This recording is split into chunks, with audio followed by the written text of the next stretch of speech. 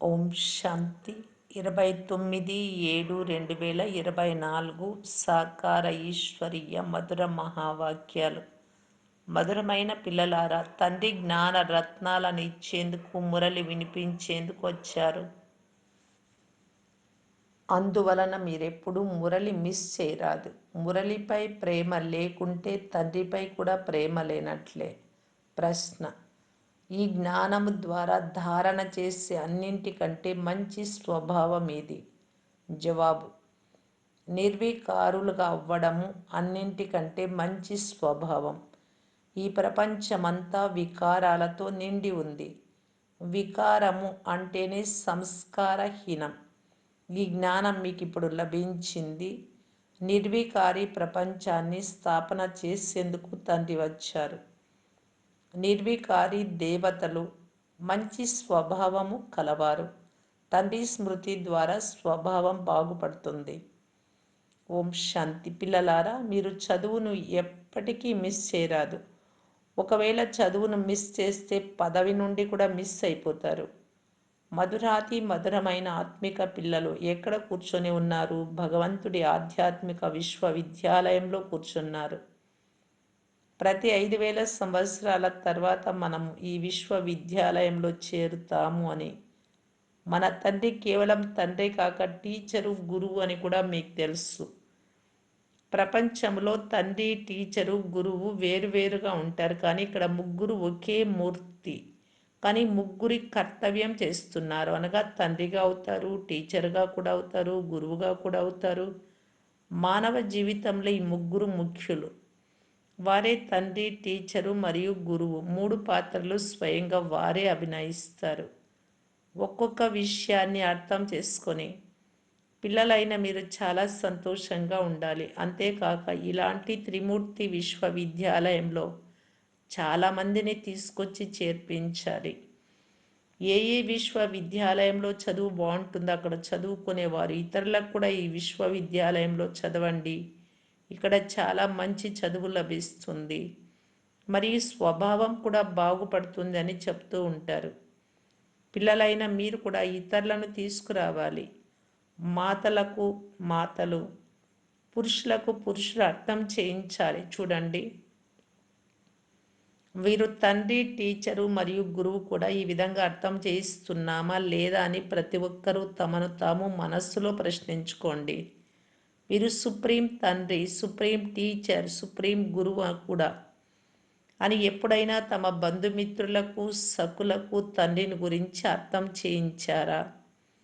ఈ తండ్రి సుప్రీం తండ్రి, దేవి దేవతలుగా తయారు చేస్తారు. తండ్రి తమ సమానంగా అనగా తండ్రిగా చేయకపోతే వారి మహిమలో పిల్లలను కూడా తమ సమానంగా చేస్తారు. తండ్రి కర్తవ్యం పాలన, పోషణ చేయడం, ప్రేమించడం. ఇలాంటి తండ్రిని తప్పకుండా స్మృతి చెయ్యాలి. వారిని ఎవ్వరితోనూ పోల్చలేము.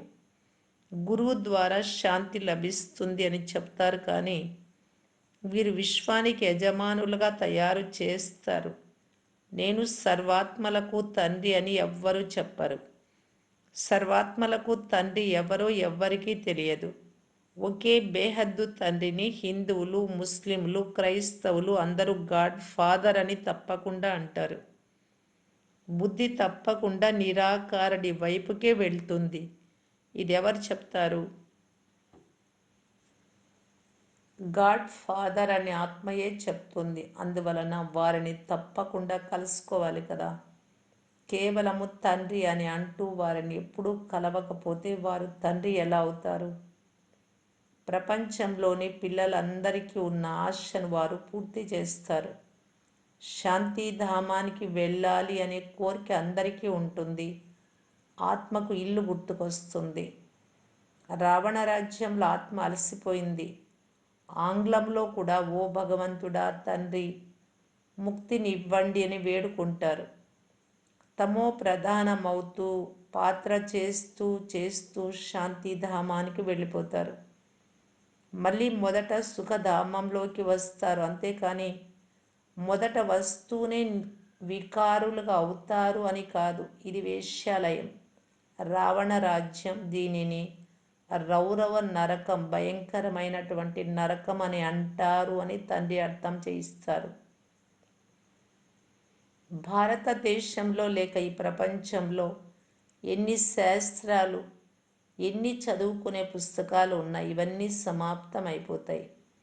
తండ్రి మనకిచ్చే కానుక ఎప్పటికీ కాలిపోయేది కాదు. ఇది ధారణ చేయాల్సిన విషయం. పనికిరాని వస్తువులు తగులవేయబడతాయి. తగులబెట్టేందుకు ఈ జ్ఞానము శాస్త్రమేమీ కాదు. మీకు లభించి ఈ జ్ఞానము ద్వారా 21 జన్మల వరకు పదవిని పొందుతారు. దీని శాస్త్రాలను కాల్చివేయరు. ఈ జ్ఞానం దానంతటదే ప్రాయలోపం అవుతుంది. ఈ జ్ఞానం చదివే పుస్తకం వంటిది కాదు.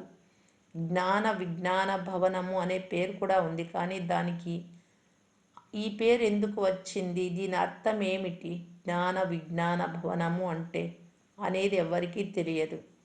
జ్ఞాన విజ్ఞానాల మహిమ ఎంతో గొప్పది. జ్ఞానము అనగా సృష్టి చక్ర జ్ఞానం. దానిని మీరు ఇప్పుడు ధారణ చేస్తారు. విజ్ఞానం అనగా శాంతిధామము.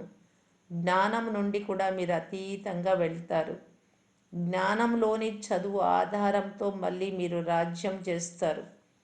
ఆత్మలందరి తండ్రి వచ్చి చదివిస్తున్నారు అని మీరు భావిస్తారు. లేకపోతే భగవాను వాచ అనున్నది లోపిస్తుంది.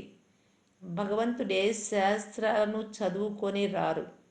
భగవంతుళ్ళైతే జ్ఞానము విజ్ఞానము రెండు ఉన్నాయి. ఎవరు ఎలా ఉంటారో అలా ఇతరులను తయారు చేస్తారు. ఇవి చాలా సూక్ష్మమైన విషయాలు. జ్ఞానం కంటే విజ్ఞానం చాలా సూక్ష్మమైనది. జ్ఞానం కంటే అతీతంగా వెళ్ళాలి. జ్ఞానం స్థూలమైనది. మనము చదివించినప్పుడు శబ్దం వస్తుంది కదా. విజ్ఞానం సూక్ష్మమైనది. యోగం విజ్ఞానం అంటే ఇందులో శబ్దం నుండి అతీతంగా శాంతిలోకి వెళ్ళాల్సి ఉంటుంది. అటువంటి శాంతి కొరకే వెతుకుతూ ఉన్నారు. సన్యాసుల వద్దకు వెళ్తారు, కానీ తండ్రి వద్ద ఉన్న వస్తువు మరెవ్వరి నుండి లభించదు. హఠయోగం చేస్తారు, గోతిలో కూర్చుంటారు, కానీ వాటి ద్వారా ఏ శాంతి లభించదు. ఇక్కడ ఏ కష్టము లేదు. చదువు కూడా చాలా సహజమైనది. 7 రోజుల కోర్సు తీసుకోబడుతుంది. 7 రోజులు కోర్సు పూర్తి చేసి ఎక్కడికైనా బయటకు వెళ్ళొచ్చు. ఇలాంటి కోర్సు మరి ఏ ఇతర దైహిక కాలేజీలోనూ చేయలేరు. మీ కొరకు 7 రోజుల కోర్సు ఉంది. అందులో అన్నీ అర్థం చేయించబడతాయి. కానీ 7 రోజుల సమయం కూడా ఎవరు ఇవ్వలేరు. బుద్ధి యోగం ఎక్కడెక్కడికో వెళ్ళిపోతూ ఉంటుంది. మీరైతే బట్టీలో ఉండేవారు. అప్పుడు ఎవరి ముఖము చూసేవారు కాదు, ఎవరితోనూ మాట్లాడేవారు కాదు, బయటకు కూడా వచ్చేవారు కాదు. తపస్సు చేసేందుకు సముద్ర తీరంలో స్మృతిలో కూర్చునేవారు. ఆ సమయంలో ఈ చక్రం గురించి తెలియదు.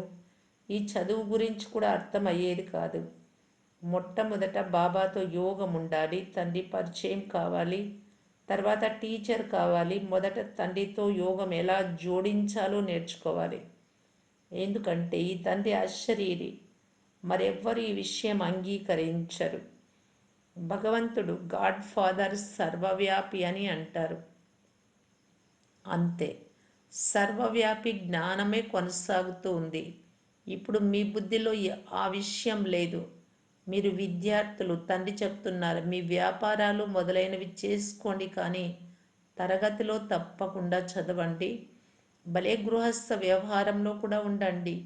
పాఠశాలకు వెళ్ళకపోతే తండ్రి కూడా ఏం చేయగలరు? అరే, భగవాన్ భగవతిగా చేసేందుకు స్వయం భగవంతుడే చదివిస్తూ ఉన్నారు. భగవాను వాచ, నేను మిమ్మలను రాజులకు రాజులుగా చేస్తాను. మరి భగవంతుడితో రాజయోగాన్ని నేర్చుకోరా? ఇలాంటి చదువు నేర్చుకోకుండా ఎవరు ఉండగలరు? అందుకే మీరు పారిపోయి వచ్చారు ఇంటి నుండి.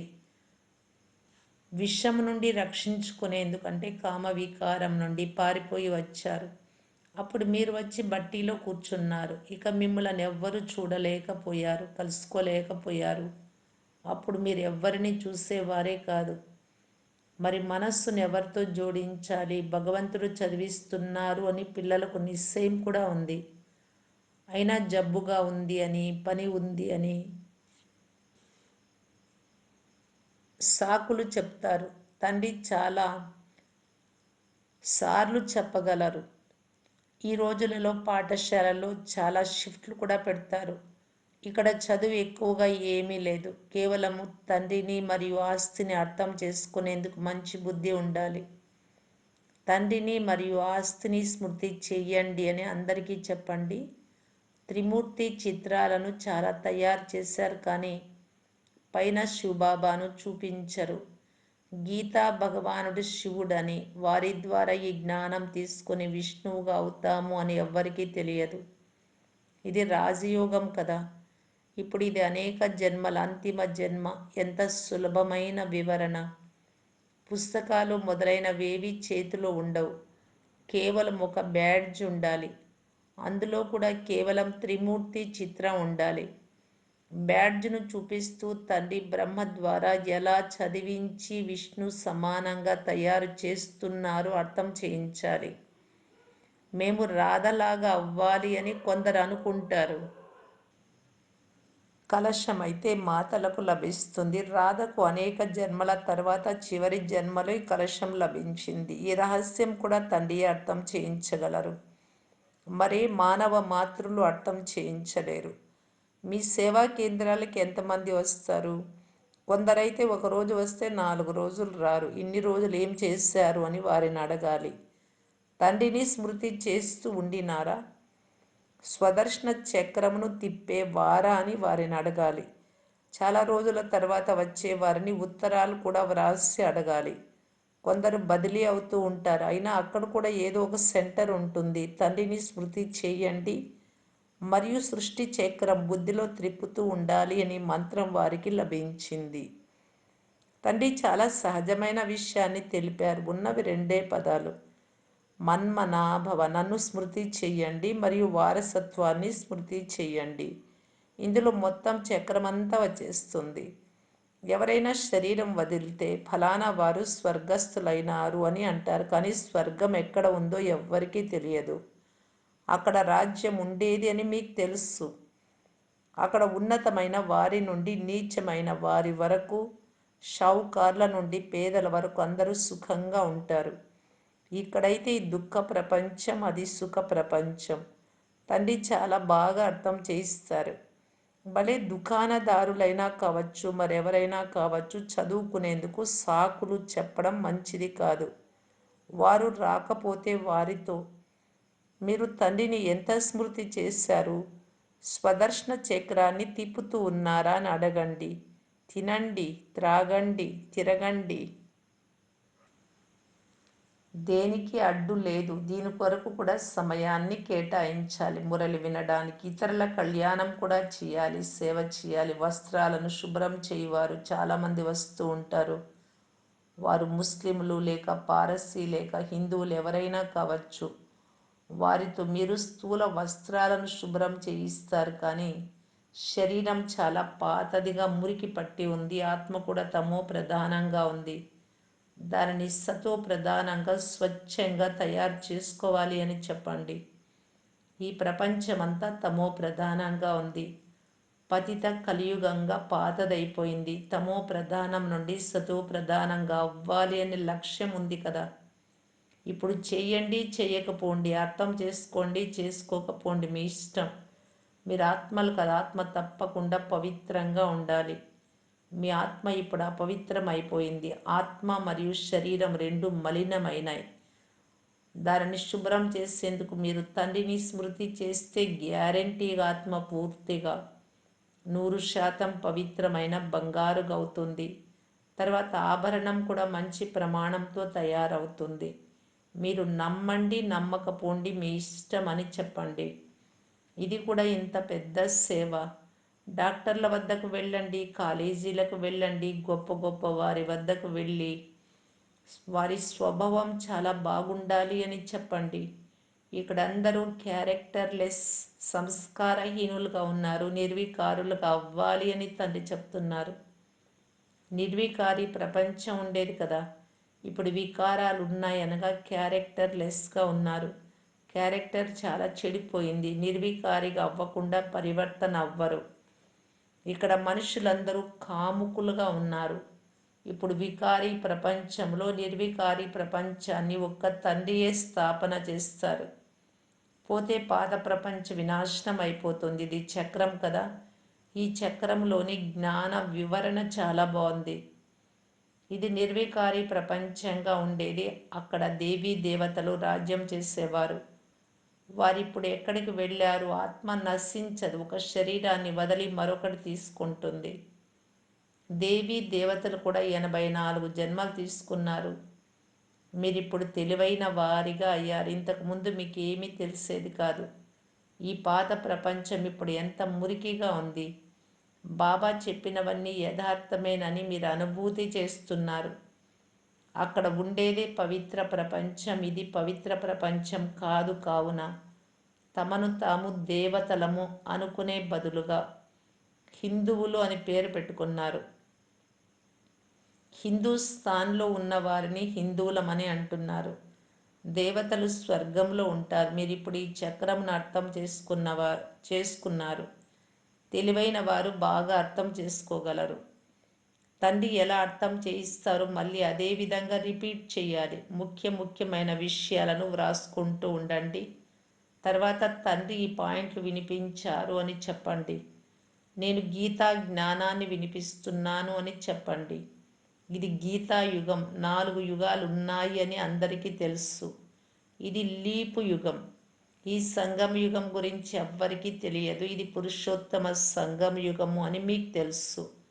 మనుషులు శివ జయంతిని కూడా జరుపుకుంటారు, కానీ వారు ఎప్పుడు వచ్చారు, వచ్చి ఏం చేశారో ఎవ్వరికీ తెలియదు. శివ జయంతి తర్వాత కృష్ణ జయంతి, ఆ తర్వాత రామ జయంతి. అయితే జగదంబ జగత్పితల జయంతిని ఎవరూ జరుపుకోరు. అందరూ నెంబర్ వారుగా వస్తారు కదా. మీకు ఇప్పుడు ఈ జ్ఞానమంతా లభిస్తుంది. అచ్చా, మధురాతి మధురమైన అపురూపమైన పిల్లలకు మాతాపిత బాప్దాదాల ప్రియ స్మృతులు మరియు గుడ్ మార్నింగ్. ఆత్మిక పిల్లలకు ఆత్మిక తండ్రి నమస్తే. ధారణ కొరకు ముఖ్య సారం. ఫస్ట్ పాయింట్, మనందరి తండ్రి పరమపిత, పరమ టీచరు, పరమ సద్గురువు అను విషయాన్ని అందరికీ వినిపించాలి. తండ్రిని మరియు వారసత్వపు చదువును చదివించాలి. సెకండ్ పాయింట్, జ్ఞానం అనగా సృష్టి చక్ర జ్ఞానాన్ని ధారణ చేసి స్వదర్శన చక్రధారులుగా అవ్వాలి. అంతేకాక విజ్ఞానము అనగా శబ్దం నుండి అతీతంగా శాంతిలోకి వెళ్ళాలి. 7 రోజుల కోర్సు తీసుకొని తర్వాత ఎక్కడ ఉన్నా చదువును చదువుకోవాలి. వరదానం, సేవలో గౌరవ ప్రతిష్టలనే కచ్చా ఫలాన్ని త్యాగం చేసి సదా ప్రసన్న చిత్తులుగా ఉండే అభిమాన ముక్త భవ. రాయల్ రూపం యొక్క కోర్కెల స్వరూపము పేరు, గౌరవము మరియు ప్రతిష్ట. ఎవరైతే పేరు కొరకే సేవ చేస్తారో వారి పేరు అల్పకాలం కొరకు ప్రసిద్ధమవుతుంది, కానీ ఉన్నతమైన పదవిలో వారి పేరు వెనుక ఉంటుంది. ఎందుకంటే కచ్చా ఫలాన్ని అంటే అప్పటికప్పుడే ఆశించారు, అపరిపక్వంగా తినేశారు. చాలామంది పిల్లలు సేవ చేసినందుకు ఫలితంగా నాకు గౌరవం లభించాలి అనుకుంటారు, కానీ అది గౌరవం కాదు, అభిమానం. ఎక్కడ అభిమానం ఉంటుందో అక్కడ ప్రసన్నత ఉండదు. అందువలన అభిమాన ముక్తులుగా అయ్యి సదా ప్రసన్నతను అనుభవం చేయండి. స్లోగన్, పరమాత్మ ప్రేమ యొక్క సుఖమునిచ్చే ఊయలలో ఊగుతూ ఉంటే దుఃఖము అనే అల మీ దగ్గరకు రాలేదు. అవ్యక్త ఇషారా, పరోపకారం యొక్క భావనతో సంపన్నులై అపకారులకు కూడా ఉపకారం చేయటం గూర్చి బాప్దాదా తెలియజేస్తూ ఉన్నారు. ఈ వర్తమాన సమయంలో అనేక ఆత్మలు స్వయం ఉపకారం చేసుకోవాలి అనే కోరిక ఉంది, కానీ అంటే స్వయానికి మంచి చేసుకోవాలి అనే ధైర్యము శక్తి లేవు. ఇలాంటి నిర్బల ఆత్మలకు ఉపకారం చేయడం పరోపకారి పిల్లలైనటువంటి మీరు నిమిత్తంగా ఉన్నారు. కనుక ఉపకారం అనేది సత్యమైన హృదయంతో జరుగుతుంది. విశ్వరాజ్య అధికారి కావాలి అంటే స్వయం ఉపకారంతో పాటు అంటే మీకు మీరు మంచి చేసుకోవడంతో పాటు పరులకు కూడా ఉపకారం చేయాలి. ఓం శాంతి.